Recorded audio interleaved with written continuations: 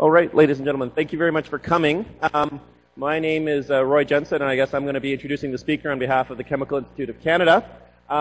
Dr. Alan Good obtained his PhD in genetics from the University of Ottawa in 1986, and he worked as a postdoctoral researcher at the Plant Biotech Institute, which is a part of National Research Council labs in Saskatoon until 1989. Now, some of you are looking at that going, that's pretty old. You were born around that period of time. Sadly, I was alive. But he ultimately, in 1989, accepted a faculty position at the Department of Genetics at the University of Alberta, where he has remained since. His main research interests are the genetics of crop improvement and the molecular biology of stress tolerance and nutrient use efficiency in crops. He's not talking about any of that here today. So he is currently a full professor at the University of Alberta. He is in his phased retirement. He also working as a farmer. Is that what you do? How does that work? Okay. If farming is work? I thought the plants did all the work. Oh, okay. With growing interest in apple breeding, fruit breeding, and horticulture. I met Alan because I teach after him in one of the lecture theaters over in the engineering building. And every time I would walk into the classroom and I would look up at what he had on the slides and I'm like, that's cool. That's really interesting. And then so he invites me to come to his class, and I went to a few of those. And he says, you know, I'm retiring. I really would like to give a talk to organic chemists to, just share some of this stuff. And so I managed to arrange and get it set up so that that's exactly what's going to happen. I should warn you, though, Alan, I did post this to Facebook, and I have a diverse array of friends, including some that might be ex-RCMP SWAT team members.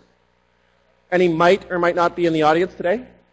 So yeah, he probably has a few friends on speed dial anyway. So anyway, Alan's going to be talking about Alberta High, the opiates, Alberta's history and future with God's own medicine that the SWAT team may or may not like.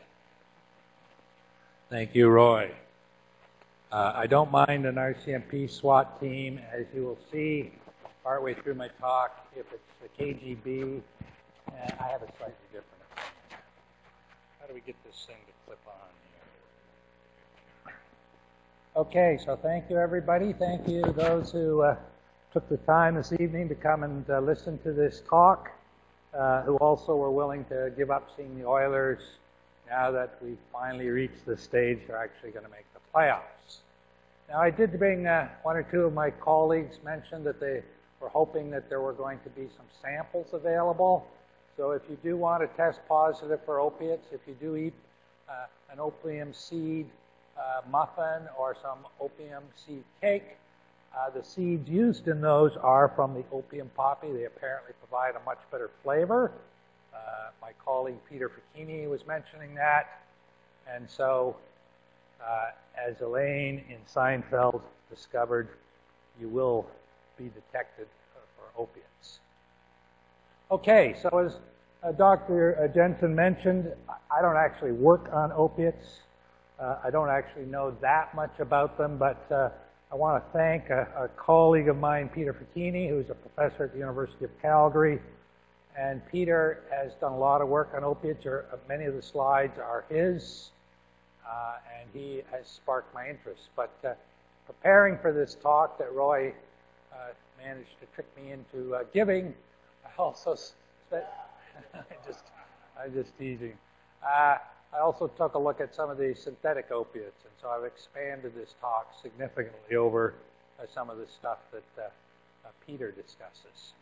So what I wanted to do today is first off tell you a little bit about opium poppy, how it makes opiates, sort of the intricate biochemistry and some of the developmental biology that's required to do that, and then talk about some synthetic opiates that are coming down the pipe and are here. You're familiar with many of these. Fentanyl is the big one that everybody's talking about. And sort of end with a few concerns and a few words of caution. So apparently this works regardless of where I'm standing. Or not. That's okay.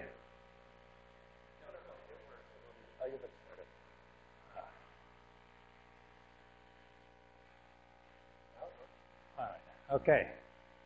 So I assume many of you are aware of the fact that plants are wonderful pharmaceutical factories. In fact, many of the drugs we use are derived from plants. And some examples, of course, we're going to talk about the opium poppy, Papaver somniferum, but there's a number of other examples where very complex plant secondary metabolites are used for medical purposes. So Taxol, originally purified from the Pacific yew tree, is used as an anti-cancer treatment, and now has been shown that you can actually make it in yeast. Artemisinin. We used to have quinine to deal with malaria. As a result of what the Chinese did, they identified artemisinin as a potential malarial drug, and it's one of the big ones that now used. Another of our colleagues down in Calgary, Dae-Kyun Roh, published one of the key papers, which was the synthesis of artemisinin in yeast. And so a number of these plants make compounds that we can also now make using synthetic biology. Catharanthus roseus, the Madagascar periwinkle, produces vincristin and vinblastin, and both of those are used as anti-cancer drugs.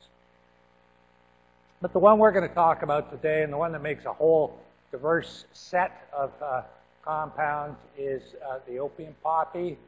It's an annual long day plant. It has quite a nice structure. It has this typical kind of hooked stem until the capsule starts to dry out, and then at the end of the day you have these capsules, and you will see that you can lyse those and get this milk out that contains the opiates that you're interested in. Now, you're probably well aware that opium poppy is grown in Afghanistan. Afghanistan has a dry climate, sandy soils, cool in the evening. Sounds like someplace familiar. Alberta, there have been, certainly Peter's group were interested in trying to grow opium poppy in Alberta. I think the suggestion was we could grow it at Suffield because there were enough leopard tanks driving around that they could provide the security. The federal government, I guess, just recently decided no one's going to be growing opium poppy in Canada. But this plant has a very, very long history of humans. You can go back 6,000 or 7,000 years ago, going back to, apologies.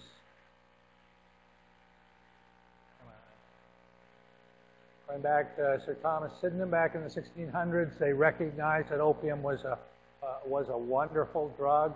So here is the capsule. You can see that if you lyse it, you get the latex coming out from the opium poppy, and it's from this latex that we can make all the drugs that we have. The term God's own medicine, which I used in the title, was actually derived from probably one of Canada's most famous medical doctors. You should know him, Sir William Osler, so he did get knighted. He was one of the founders of Johns Hopkins.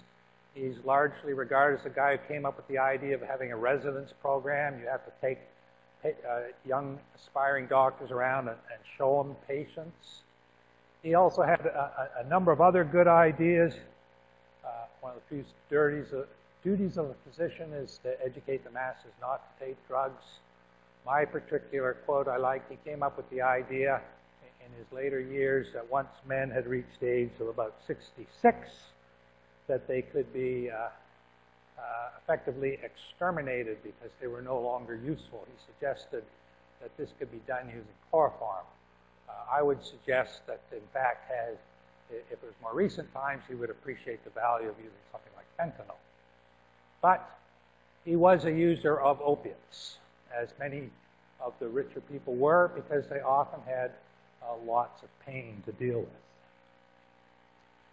And so we can, just historically, we can go back and we can find cases even in caves where you have seeds and pots and things like that, and you will have either drawings which include opium poppy, or you can actually buy opium seeds. So 6,000, 7,000 years ago, there are at least 20 sites throughout Europe where they have found archaeological remnants suggesting that they were well aware of what opium poppy was and used it. It's referred to in some of the earliest writings, even in the canon of medicine in the middle, in the 1400s, it was mentioned. And you can see really in the 1800s things started to change. And we'll talk a little bit about some of the events that happened. If you were a parent around the turn of the century, you had a much easier job than the parents of today, because you could always give your child, if they were causing problems, you could give a little cough syrup, and it was laced with heroin. So, and that was sold by Bayer. So you can imagine that parenting has gotten a good deal more difficult over the years, now that we no longer have those available to us. Opium is, as far as I'm aware, the only plant there's been 2 wars fought over. So you're probably well familiar with the history, the Opium Wars, some of you, where opium was brought into China. The British East Indian Company had a monopoly, and they were making a ton of money selling opium into China. I think that for those of us who wonder often why the Chinese view us the way they do, you should look back at some of the history of the Opium War.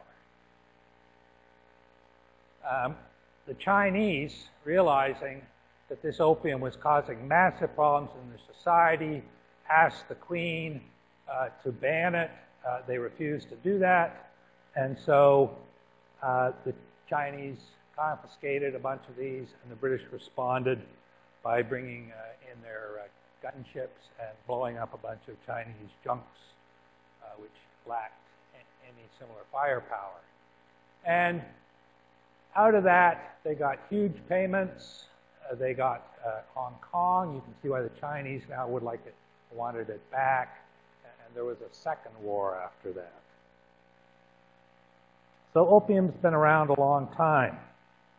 It was the first plant alcohol ever purified. It was purified just from an aqueous extract. You can take opium poppy, hot water, and you can get a white powder that actually is the alkaloid morphine. It was purified by a German scientist, Friedrich Sertner, and he named it after Morpheus, the Greek god of dreams, and suggested that it was 10 times more potent than opium.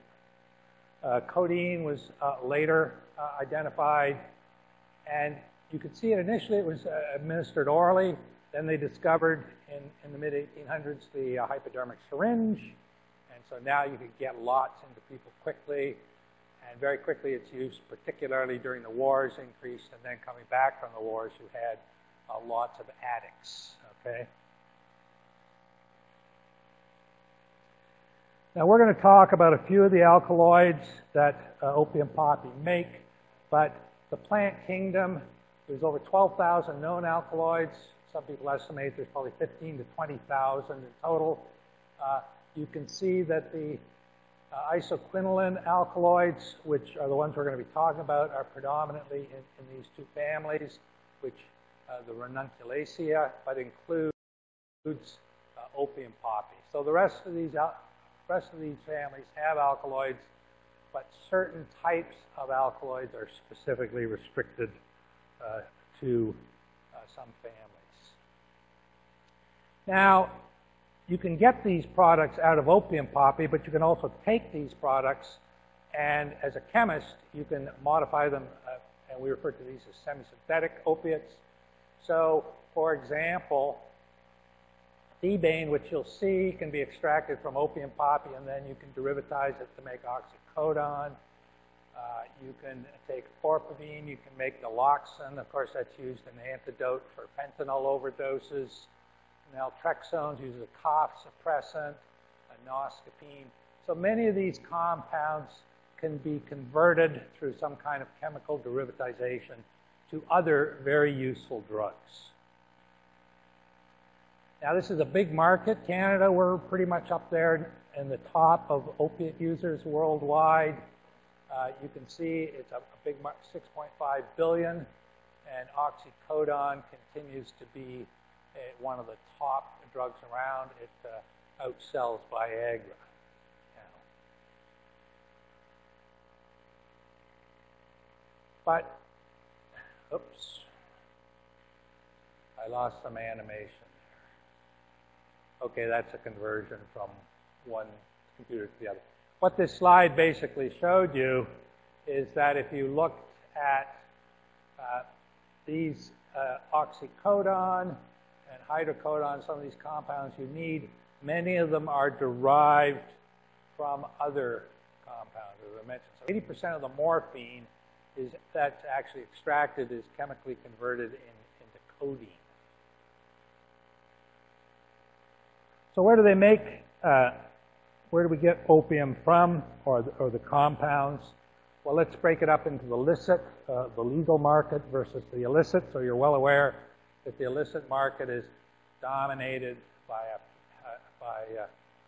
Afghanistan. There's a fair amount in Myanmar and Laos and some in Mexico and Colombia. The legal is grown in a few places in Europe, but Australia is actually the predominant producer, and this treats the Australians a bit unfairly in the sense that if any of you have ever been to Australia, I'm sure many of you have, you know this is a giant desert in the middle. All the opium poppies grown in Australia are grown in Tasmania, so this little island down here. And the way they grow them in Tasmania to make the product is they actually harvest the straw. They don't allow them to go to full maturity. So you can, it's just like harvesting canola. You just take a combine in, you harvest the straw, and you extract the products you need. If you're working in Myanmar, you'll have a young lady perhaps going along, lysing the capsules and collecting this, the material. The latex that's produced by the capsules oxidizes over a period of time and produces kind of a dark brown loaf. And so this is what they're going to sell into the market. Now, Tasmania is interesting, I think, because they've sort of decided they can go ahead and do this, and they don't, or initially didn't really have a huge concern. So they are the largest producer. 50%, as I mentioned, of the alkaloids that are sold worldwide come from Tasmania. Farmers make a good deal of money. I wish I was making this amount off my farm. And they just grow them openly with a sign, keep out. Ingestion of crop maize cause death, okay? But there have been concerns and some issues were raised, and so the Tasmanian government did take a look at some of the security issues. They asked the Attorney General to look into it, and this is what she reported back to the legislature. In fact, the major concern was a bunch of stoned wallabies who would go into these fields, get high as a kite, and then crash. So we start growing opium poppies in southern Alberta. We better watch out for pronghorns. No. It's all totally introduced. If you're a wallaby, or not, it could be a very happy wallaby. So you can take some of the products from opium, like from opium you can get morphine, but of course you can also take morphine and do a little bit of chemistry. So biology meets chemistry. We get the plant to make the morphine. We add acetic anhydride and that acetylates these hydroxyl groups, and you get heroin. And heroin, of course, you're well aware of, is got many cultural stories behind it. The movie Train Spotting and examples like that are cases where you can see heroin working its way into the culture. Just to remind you again, Bayer at the turn of the century, in addition to selling aspirin, what they synthesized were selling heroin. And if you look at this, and this is a graph, you can see different types of these. What they do is they assess dependency and the physical harm. You can see the heroin and cocaine are right up here. Of course, down at the bottom here is cannabis. Interestingly, things like psilocybin is also quite low. So hence the logic of legalizing cannabis as soon as possible. And in Canada, I think one of the reasons we use a lot of it, maybe it's because it's cold and things like that, but maybe it's because we have partly a culture of that. And one example that I think of that culture, a sad example, is you guys might recognize, those of you who are hockey players, Derek Bogard, who died of being addicted to opiates. Because anybody who's involved in physical labor where they get a lot of pain, these things become used and then they become abused. And so there are lots of examples like this that should never have occurred. So in terms of codeine, we're number 2 behind India, and certainly we do not have the population that India has. So there are a few countries that make some of these products, but it's interesting that if you look at the opiates, in fact, we have this funny dichotomy. 80% of the world population lives in countries that have no access to morphine or any of the other opiates.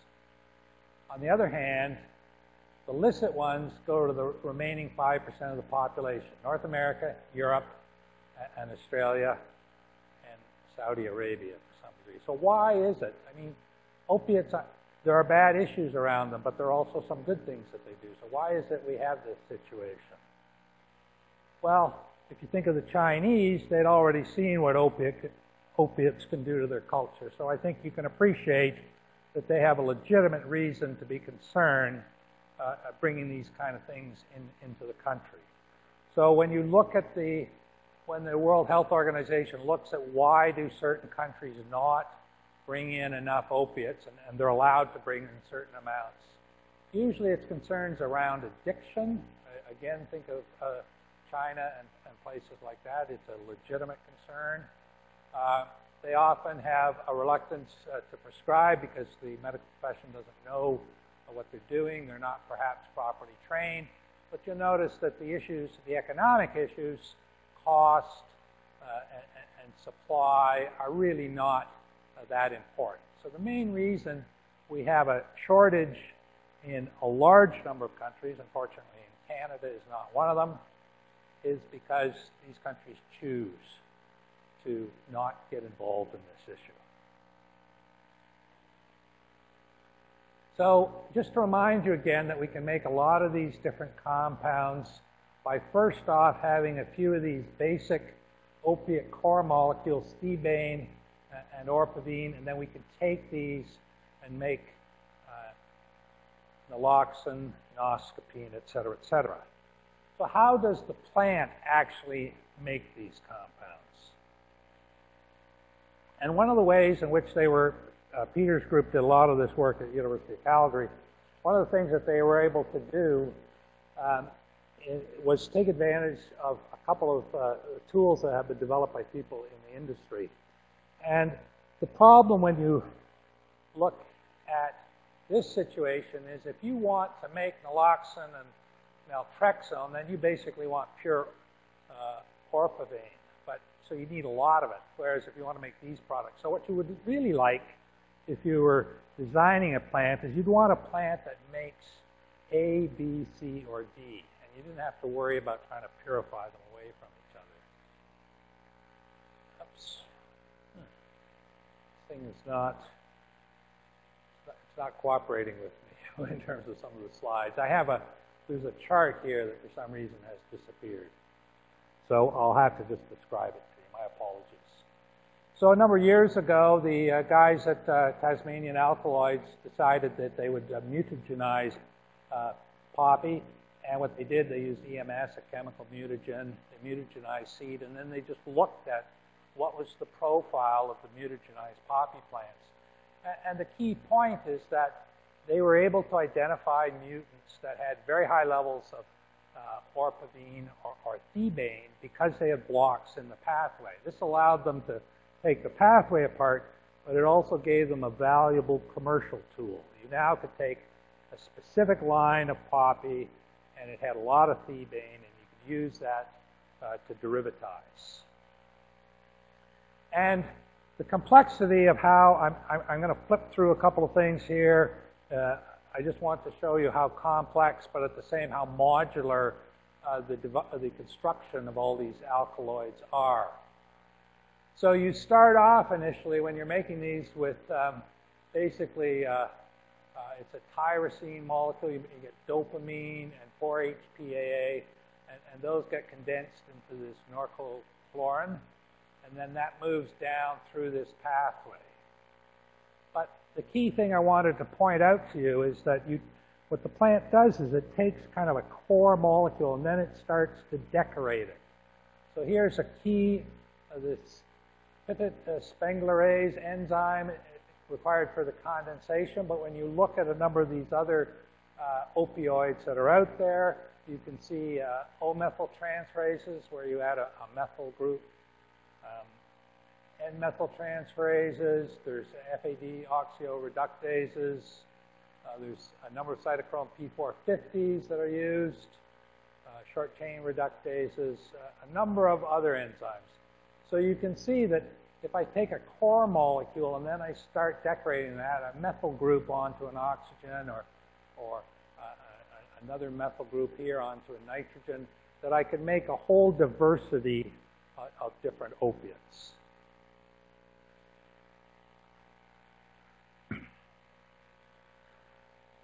So these are some of the key genes and products that are produced, so-called opium genes, getting us from thebaine, which is the sort of the class main precursor, all the way through to codeine, morphine, and orpivine. And so if you look at what's happening chemically here, you can see that we've got a 6-O demethylation, so you're demethylating that carbon there, and yet you're doing the same thing here. So orpivine and thebaine, this step uses an enzyme that basically catalyzes the same reaction. Here you're looking at a 3-O demethylation in that step, a similar step right here. So these enzymes should be very, very similar to each other. And then at the end of the day, you can take codeine and convert it into morphine. Now, you might wonder what we do when we take these kind of things. And we actually make the same kind of molecule. So when you take codeine, you're actually taking morphine. Okay, it's going to take a little while longer to get to your brain, but you get a conversion. So basically what happens when you take codeine, you ingest it, and it comes from your liver, goes through your liver, and this enzyme CYP2D6, which is a cytochrome P450, it will convert codeine into morphine. So it does exactly the same reaction, but it does it in a very, very different way. And this is where these, this mutant, this top mutant I mentioned, I wanted to show you that histogram which showed the distribution of the different compounds, but this shows it here. So if you extract, here's 4 different types of opium poppies. This is the top one mutant, and you'll recall that it's got very high levels of thebaine and orpivine, but it doesn't have much codeine here, and it doesn't have much in the way of morphine. So you can, these are 3 different varieties. They're all high morphine levels. So this is the profile you get in a normal opium poppy. This is what you get if you have the mutant. And you can see if I'm trying to extract orpivine or thebaine for commercial production, I want that top one mutant because it's got certainly a lot more of the orpivine.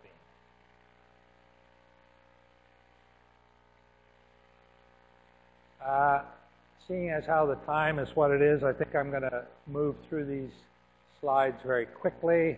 I just wanted to point out that opium poppy is a little tricky to work with for those who are plant biologists because you can't actually transform it.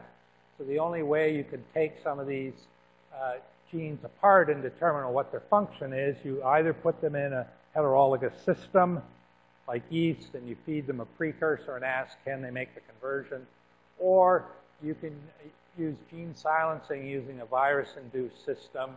And here what they've done is they've taken a number of the candidate genes, they've silenced them, and then they've asked what effect does that have on the different compounds, codeine, morphine, orpivine, and thebane.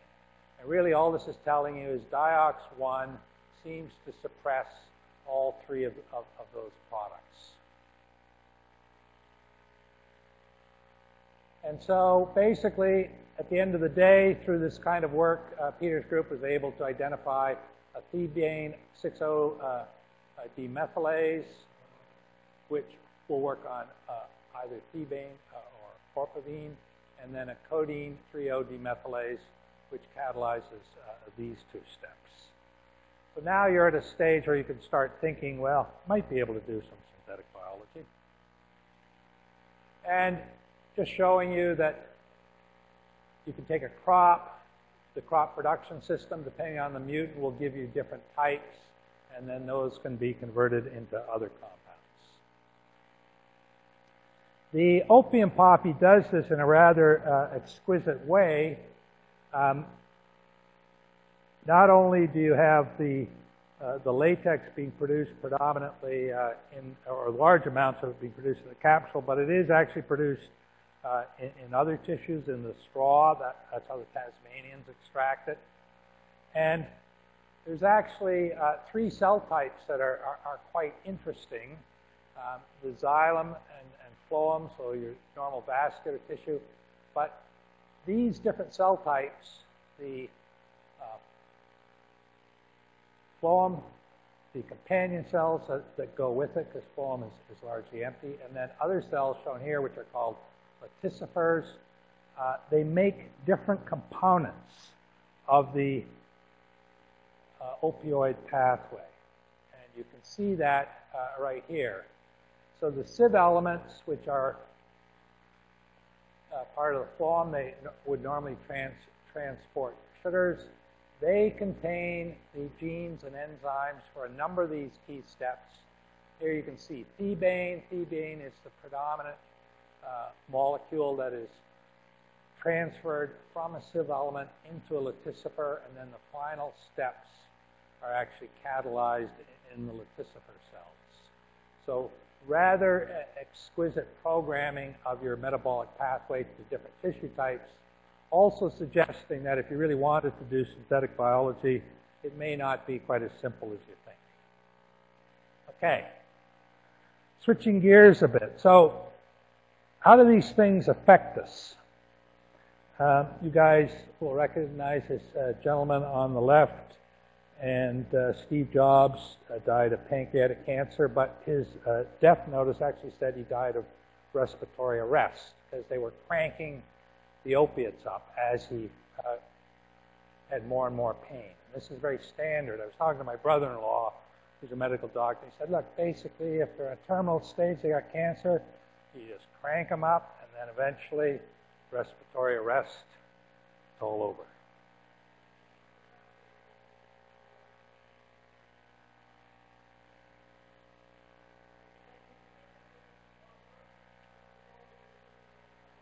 Oh, I know that. Yeah. It's a side effect. Absolutely. So you're using them for pain control, but they do affect respiration. How do they affect respiration? Well, we know if you look in the human body that they have a number of different receptor types. There are generally 4 or 5 classes that have been characterized.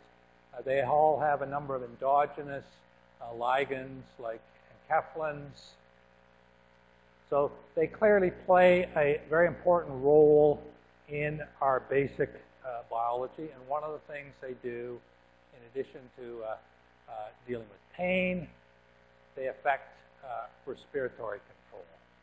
And if you read a little bit about it, they will admit openly that they don't really understand exactly what goes on, but clinically, this is what you see. So this is a case of some rats that have been fed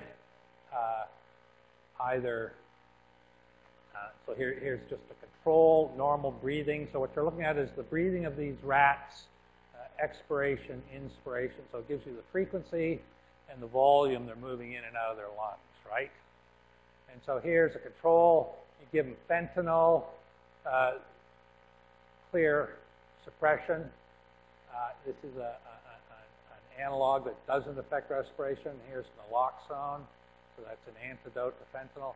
By the way, these little asterisks where it looks like the animal breathed, that's because they had to artificially resuscitate it because it was going to die. Okay, so they aren't. This rat isn't breathing 6 times on an occasional basis. And this is simply a test. Do they detect pain?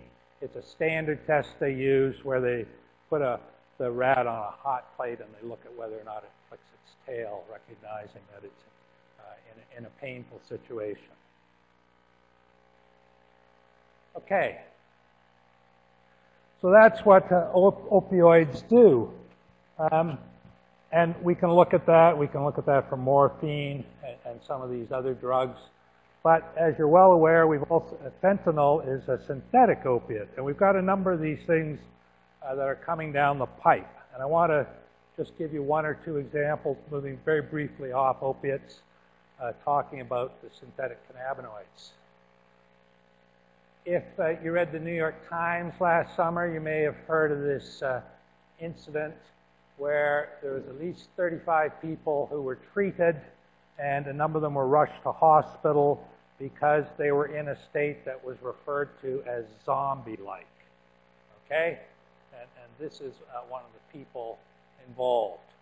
The clinicians who actually looked at these people said, it doesn't look like they've done an opiate overdose. We're not seeing respiratory suppression. We're not seeing some of the other clinical things. So what they did was they took a number of the individuals. They got urine and blood sample, and the Americans are very good at very quickly getting this stuff looked at. And in UC San Francisco, they have a lab that basically takes these problems apart. And so they were given these samples and said, what is it that these guys have consumed? And what's it going to do to them? And it turned out what they were consuming was a compound called AMB fubinaca. And AMB fubinaca is one of a whole series of synthetic cannabinoids that are starting to come along. They're going to give us some interesting problems. And you can see a little bit of the evolution. So here's a compound, JWH. I'll explain to you where that name came from, which was originally synthesized. You can see it sort of looks like the active component of cannabis, delta-9 tetrahydrocannabinol. But then over time, these are the compounds they've seen showing up on the street, okay, in the U.S. You've got these AM 2201 coming along. You can see the structure starts to change. So at the end of the day, this looks a little bit like a cannabinoid, but not very much. And of course, at the end, what they really found, by the way, they never found AMB fubinaca because it quickly gets broken down into the body into this acid metabolite. So you really have to know what you're doing when you're a metabolic profiler and looking to try and figure out what's going on here. The poor gentleman who, JWH, there's a whole series of JWH synthetic cannabinoids out there, and that the initials stand for John Hoffman. And this is the gentleman. He's like all chemists, very calm, very relaxed, very academic in his approach. And basically, he was just, you can read the history. It's easy to track him down. Well, not physically, because he hides in the mountains, the Smoky Mountains, because he doesn't want people chasing him down. As soon as the cannabinoid receptor was cloned, 2 questions immediately came. Well, how does it work? Well, if you're going to figure out how it works, having things like analogs are really useful. So they were synthesizing these. Then, well, maybe this thing might be useful for, say, pain mitigation, something else. So maybe some of these analogs will work better. So there were legitimate reasons for synthesizing these. But what happened? Like all academics, were encouraged to publish, and if it's got commercial value, patent. So he patented it. It gets picked up by Chinese labs, and they go, ooh, this is good. Not only does he tell us what it is and how to synthesize it, but he gives us some data on how active it is. So John Huffman, who now tries to lead a quiet life in the Smoky Mountains, is, as he says, I don't get as many crack calls of people claiming I've destroyed their lives, but he has changed his number, and apparently he's quite difficult to track down. So there are unintended consequences to all these things. Now, those are cannabinoids. Suppose we could make some synthetic opiates. Well, we can, obviously. We can make fentanyl.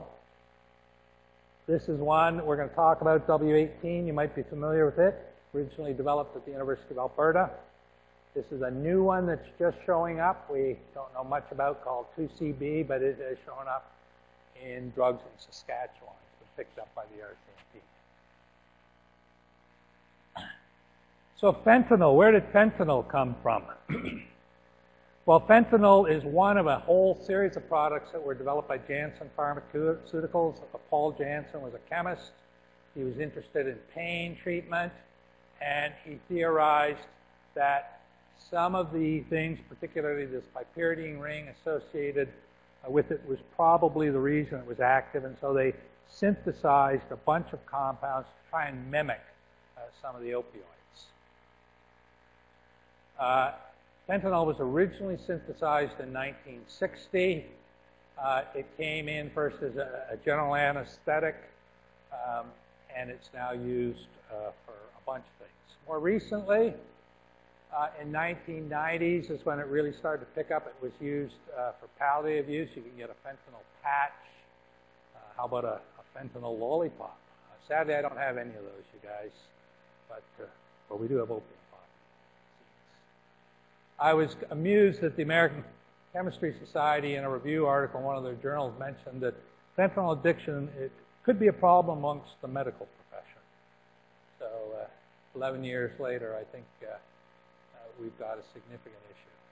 It's now the most widespread synthetic opiate used, and also the most economically important.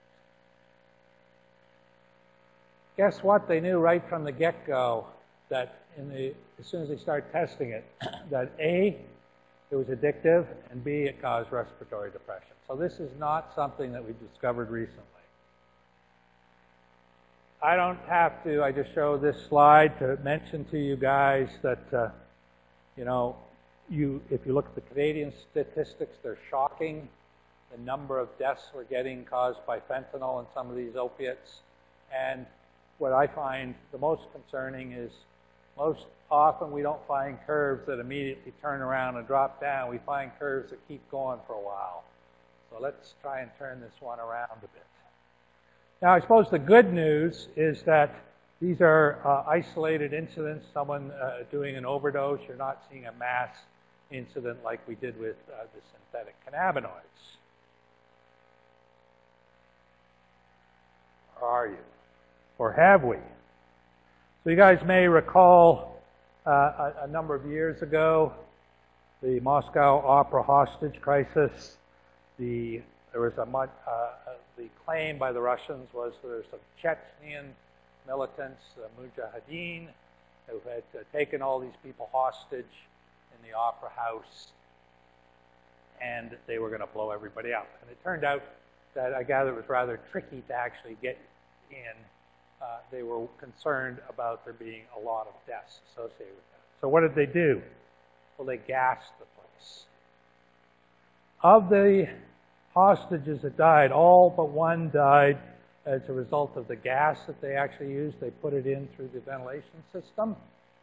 And I picked up this note from a Russian blogger, FSB, that's the nasty Russian guys I don't want to have you passing my Facebook thing on to.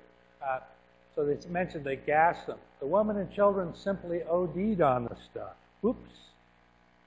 It was easy to spot on TV, all those blue faces with their heads tilted back and mouths open. Classic opioid death from respiratory depression.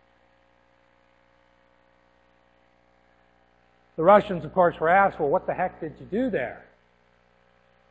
Treating the victims was complicated by the fact the Russians failed to tell the medical professions, the emergency responders, what they were doing, so they had no idea. The Minister of Health said, oh, we used a fentanyl derivative to go in there. And 3 of those hostages came back to the UK, and the British have at Portondown, the military has a research lab, and their job is to worry about these things. Okay? And so they went ahead and they did, and you can read the paper's down here. They looked at the clothing and the urine from 3 individuals, and they were able to figure out what the Russians had actually done. Okay? They used halothane probably as a means to actually volatilize it, but they were using carfentanil and remifentanil, a mixture thereof. And they cannot tell from the data they have what the mixtures were. If you're not familiar with carfentanil, it's used to tranquilize large mammals, so elephants. Remifentanil is used as an anesthetic in surgery. So one of these is a anesthetic for humans. The other one works pretty well for elephants. So what about our history? And I'll try and wind down fairly quickly. Well, some of you may not be aware that the term psychedelic was originally coined in Saskatchewan. I always thought Saskatchewan was kind of a psychedelic province. You know, it's those open skies and all the opiates they do. Actually, in terms of LSD. But W18, which we're going to talk about, was synthesized here over in the medical school. Peter Pacchini is probably the top opiate geneticist biochemist around. And I think that one also has to mention that 2 of our Alberta MPs, our former Prime Minister and Rona Ambrose, were both involved in decisions by Health Canada where they allowed OxyContin to be left on the market for a number of years when the Americans were pleading with them to pull it off the market. And I think that there's no question that there have been people who have died as a result of that decision. Okay, what about our own opiates? So Ed Noss's group made these compounds called W18. If you look at the title, it didn't have the word opiate or psychedelic or anything in it. It had the really exciting title of an analgesic substituted. I won't even try and read that. Compounds. But if you go into any of the newspaper articles or any other articles you read, even the BC Center for Disease Control, which everybody seems to reference, you will see constantly. Fentanyl is 100 times more toxic. Sorry, W18 is 100 times more toxic than fentanyl, right? But we know it's 100 times more powerful. Okay? One's toxic, one's powerful, but it's always 100 times. So what is this data based on? It's based on one experiment that was done here at the University of Alberta. You can read about it in the patents. You have to dig into the patent literature.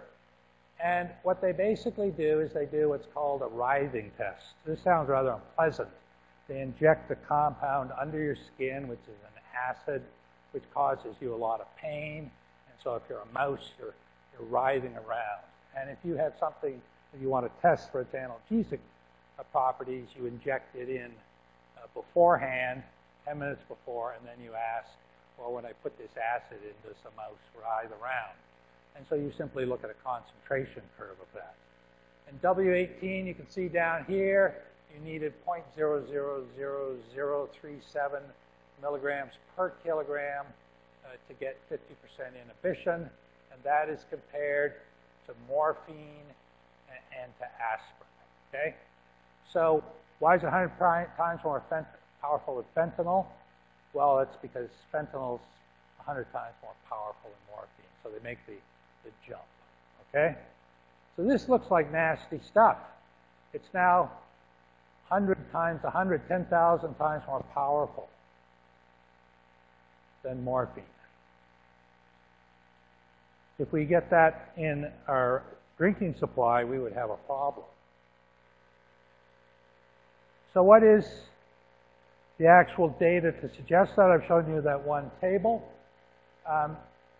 So W18 and W15, which was also looked at, they're described as potent antioseptic. That means they reduce pain.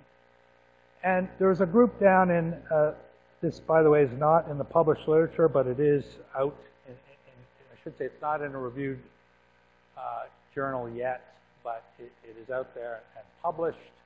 And there's a group at North Carolina who looked at the W18 and said, this doesn't look like an opiate, you know? And not only does it not look like an opiate, but we actually have all these systems for testing. Does it have opiate-like activities? And most of these tests revolve around looking at, does it act as an agonist or an antagonist to molecules that are known to bind known opiate receptors.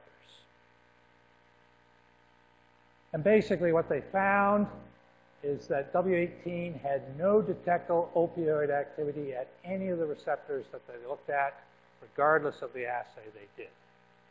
They also tested it with a number of allosteric modulators, and they found it had effectively no effect. And for those who are into this kind of data, what they're basically doing, you can see here, is these are the different opioid receptors, so the mu receptors, the DOR receptors.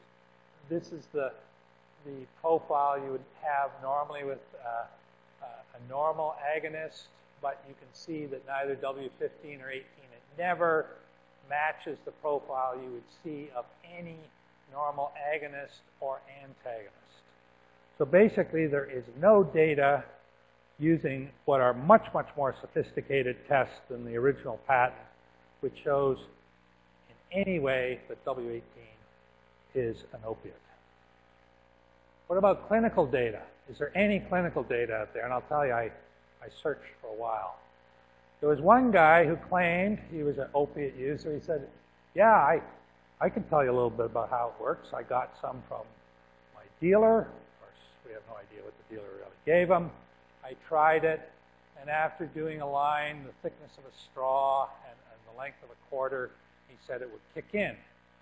He didn't particularly like it. He said it makes you throw up, you puke, there's no fun to it. He said it's not like an opiate where you get high and have a good time.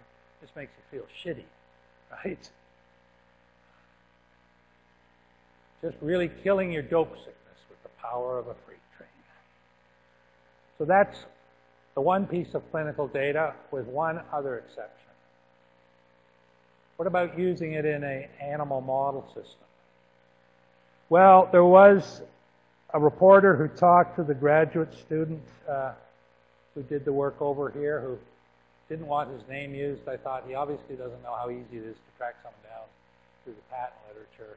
But he did remember that they'd actually injected this thing into these mice, okay? They injected it in a dose similar to aspirin. So if you go back to the previous table where we looked at aspirin, you would imagine this is a pretty hefty dose. And the mice all stood up for a minute, fell over unconscious. They remained that way for 5 days, no signs of respiratory depression, but they weren't dead. After 5 days, they jumped up, they woke up, they seemed fine, but they were really hungry and they were really thirsty, which if I was 5 days without water or food, I think I'd be hungry and thirsty too. So we don't know what W18 is. It sort of looks like an opiate because in the original patent they called it an opiate. It might have some effects that make it look like an opiate, but really there's no good data out there. So just to finish off, we now know you can make all sorts of different interesting compounds that we thought plants could only make, like artemisinin, Taxol. You can make LSD now in bugs. So you can make all sorts of different things in bugs just by putting in different genes and different gene modules.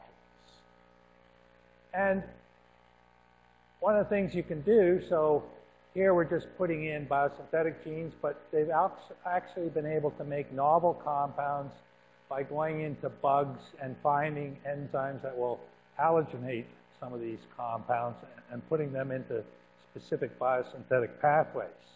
So why would that be interesting? Well, halogenation, you're adding a chlorine, say, or a bromine.